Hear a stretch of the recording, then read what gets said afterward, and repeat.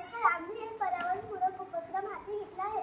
सोबतच हा आमचा उद्योग आहे. तर आमच्या उपक्रमाचे नाव आहे निर्माल्यापासून धूप अगरबत्ती तयार करणे. किंवा आमच्या सर्वांच्या घरी देवाला अर्पण केलेले निर्माल्य म्हणजे पाने, फुले, माळा हे नुसते टाकून दिल्यास पर्यावरणाला हानी पोहोचू शकते.